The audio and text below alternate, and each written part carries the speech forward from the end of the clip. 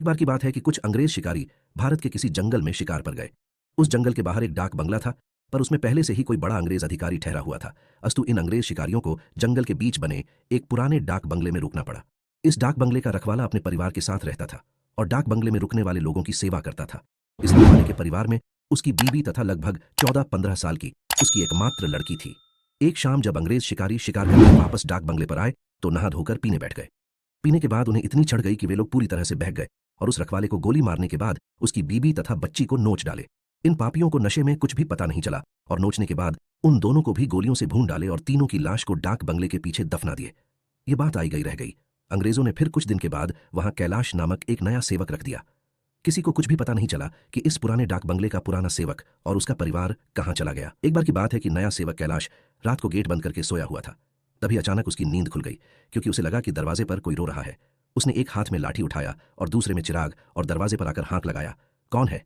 इतनी रात गए, कौन दरवाजे पर रो रहा है? उसने देखा कि एक किशोरी दरवाजे पर बैठी रो रही है।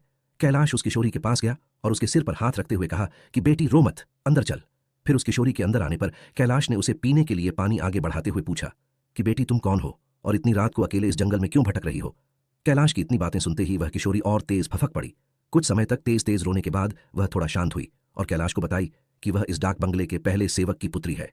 फिर उसने यह भी बताया कि कैसे 4 से 5 अंग्रेज शिकारियों ने उसके पिता को मार डाला और उसके बाद उसके तथा उसकी मां की आबरू को नोच डाला।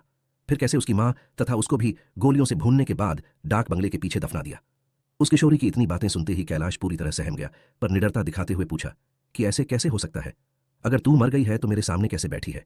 कैलाश की यह बात सुनते ही वह लड़की अचानक गायब हो गई और कैलाश कुछ समझ पाए। इससे पहले ही वह उस कमरे की दीवार पर उल्टी टहलती नजर आई। कैलाश यह नजारा देखकर पूरी तरह से सहम गया। फिर अचानक वह लड़की आकर कैलाश के सामने बैठते हुए बोली कि काका, आप डरिए मत, मैं आपका कुछ भी बुरा नहीं करूंगी।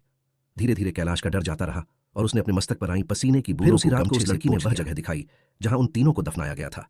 कैलाश ने कुदाल से खोदकर उन तीनों के अस्थिपंजर को निकाला। फिर कैलाश ने उस किशोरी से वादा किया कि वह उन अंग्रेज शिकारियों के खिलाफ कोर्ट जाएगा और किशोरी को इंसाफ दिलवा कर रहेगा। कैलाश की बातें सुनकर वह किशोरी रोते हुए बोली कि काका, आपको कुछ नहीं करना है, बदला तो मैं लूंगी, बस आप मेरी थोड़ी सी मदद कर दें। फिर क्या? उस किशोरी के बताए अनुसार कैलाश ने बीमारी का बहाना बनाकर उस डाक बंगले की नौकरी छोड़ दी तथा उस किशोरी को किए वादे के अनुसार उस किशोरी के माता पिता की अस्थियों को जला दिया तथा उन दोनों के नाम पर पूजा पाठ भी करवाया। उन दोनों की मुक्ति हो गई, पर लड़की के कहे अनुसार कैलाश ने न लड़की के अस्थिपंजर को जलाया और न ही उसके क्रियाकर्म के लिए कोई अनुष्ठान पूजा पाठ ही किया, क्योंकि किशोरी ने कहा था कि अगर उसके लिए भी पूजा पाठ हो गई तो वह इस भूतही योनि से मुक्त हो जाएगी और फिर उन दरिंदों से बदला नहीं ले पाएगी। समय बीतता गया और अब उस डाक बंगले में कोई नया सेवक आने को भी तैयार नहीं होता, क्योंकि कैलाश वहीं आसपास मंडराता रहता और नए आने वाले सेवक को भूत ही कहानी सुनाकर भगा देता। कभी कभी वह किशोरी भी अपनी भूत ही कारनामे से आने वाले नए सेवक को 9-2-11 कर देती। पर उस बंगले पर शिकारियों का आना कम नहीं हुआ। वे आते और खुद ही अपनी व्यवस्था करते, पर जो अब आता वह वापस नहीं जाता, क्योंकि उस डाक बंगले में ठहरने वाला हर अंग्रेज शिकारी उस लड़की का शिकार हो जाता। कभी कभी तो ऐसा होता कि वह लड़की किसी अंग्रेज शिकारी को अपने लटकों झटकों में फंसाकर उस डाक बंगले में लाती और रात को अपने असली रूप में आ जाती और डराकर उस अंग्रेज को मार डालती और उसका खून पी जाती। ये क्रम चलता रहा और उस डाक बंगले में मरने वाले अंग्रेज शिकारियों की मौत रहस्य ही बनी रही। अंग्रेज अधिकारियों के लाख कोशिश के बावजूद न हत्यारा पकड़ में आता और न ही मरने वाले अंग्रेज शिकारियों अधिकारियों के मौत का कारण पता चलता। धीरे धीरे यह खबर आसपास के क्षेत्रों में अंग्रेज शिकारियों आदि में फैल गई कि पुराने डाक बंगले में ठहरने वाले हर शिकारी की रात तो होती है, पर वह दूसरे दिन का सूरज नहीं। 2-3 और वर्ष बीते और अब वह डाक बंगला खंडहर हो गया, क्योंकि अब किसी में भी हिम्मत नहीं थी कि वहां ठहरे। आखिर किसको अपनी जान की परवाह नहीं होती? पर वह किशोरी भूतनी जो अब युवती बन गई थी उसी डाक बंगले में रहकर अपने हथियारों का इंतजार करती। दिन में उधर आने जाने वाले लोगों को उसका एहसास होता, क्योंकि वह बराबर रोती रहती पर किसी को दिखाई नहीं देती। एक बार की बात है कि वह युवा भूतनी उस जंगल में रह रहे एक युवा भूत तथा युवा भूतनी के संपर्क में आई। ये दोनों आदिवासी थे और जंगल में लकड़ी काटते समय किसी अंग्रेज शिकारी के शिकार बन गए थे। युवा भूतनी उन दोनों को लेकर शहर की ओर निकल गई। युवा भूतनी उन दोनों भूत भूतनी के साथ शहर में घूम घूम कर अपने हथियारों की तलाश करती रही। 2-3 दिन की मेहनत के बाद ही वह अपने हथियारों को पहचान ली। एक दिन वह शाम के समय खूबसूरत युवती बनकर उनमें से एक हथियारे अंग्रेज शिकारी के घर पर गई। घर पर उस अंग्रेज के सिवा कोई नहीं था। फिर उसने खूब लटके झटके दिखाए और उस अंग्रेज को अपनी सुंदरता में फांस लिया। रूप लुभावन हो तो अच्छे अच्छों को फंसते देर नहीं लगती। योजना के अनुसार वह दूसरे दिन भी उस अंग्रेज से मिली। फिर उसे पूरी तरह विश्वास में लेने के बाद एक दिन कही कि क्यों नहीं हम लोग शिकार पर चलें। अंग्रेज ने कहा कि अच्छी बात है, मेरे कुछ मित्र शिकारी हैं, उन्हें भी लेकर चलते हैं। फिर क्या था, उस युवती भूतनी ने उस अंग्रेज से कहा कि मेरी एक और सहेली है, वह भी बहुत ही खूबसूरत है और शिकार पर जाना पसंद करेगी।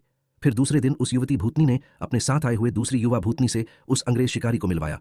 अब तो अंग्रेज पूरी तरह उस भूतनी के मायाजाल रूपजाल में फंस चुका था। एक दिन सुबह सुबह वह अपने उन्हीं पुराने दोस्तों के साथ जंगल की ओर निकल पड़ा। दिन भर शिकार करते रहे और खूब मौज मस्ती भी। शाम होने को आई तो अंग्रेज शिकारियों ने कहा कि अब सूर्य ढलने लगा है, क्यों ना हम लोग वापस शहर लौट चले।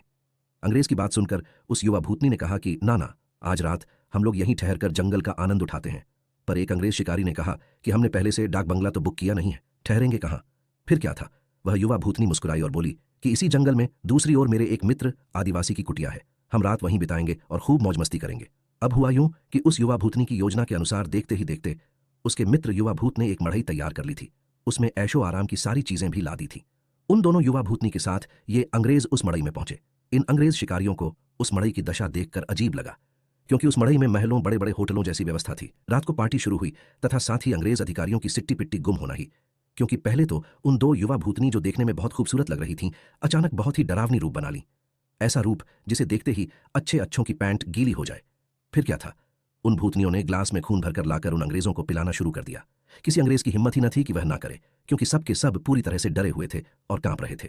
अचानक आदिवासी युवा भी विकराल रूप में आ गया और अचानक उछलकर पास के एक मोटे पेड़ की मोटी शाखा को उछलकर इतना जोर से खींचा कि चर्र की आवाज के साथ वह मोटी शाखा टूट गई। उसके बाद वह विकराल भूत उन अंग्रेज शिकारियों में से एक को पकड़कर पैर के नीचे दबाकर देखते ही देखते चीर दिया और उसके खून को पीने लगा। उसका खून पीता देख दोनों भूतनियों ने भी लंबी लंबी विकराल जीभ निकालते हुए खून पीने में उसका साथ देने लगी और साथ ही अपने बड़े बड़े नाखूनों से उसका शरीर जगह जगह से चीरने लगी। उस युवा भूतनी ने तो भयानक आवाज निकालते हुए दौड़कर एक दूसरे अंग्रेज शिकारी के पास पहुंची और उसकी आंखों में अपने विकराल भयावह भाले जैसे नखों को डालकर उसकी दोनों आंखों को निकालकर खा गई। इसके बाद उन तीनों भूतनी भूत ने एक एक कर सभी अंग्रेज शिकारियों को मार डाला। दूसरे दिन उन अंग्रेजों की खोज में गए अंग्रेज अधिकारियों को उनकी ऐसी विभत्स लाशें मिलीं जो देखने में बहुत ही भयावह लग रही थीं। उनको ऐसे नोचा गया था कि लगता था कि यह किसी मनुष्य या जानवर का काम ही नहीं हो सकता। कैलाश को तो सब कुछ पता ही था, पर वह किसी को कुछ नहीं बताया। फिर एक दिन समय निकालकर गोपनीय रूप से कैलाश ने उस युवा भूतनी के कंकाल को भी जला दिया तथा उसकी मुक्ति के लिए एक पूजा करवा दी।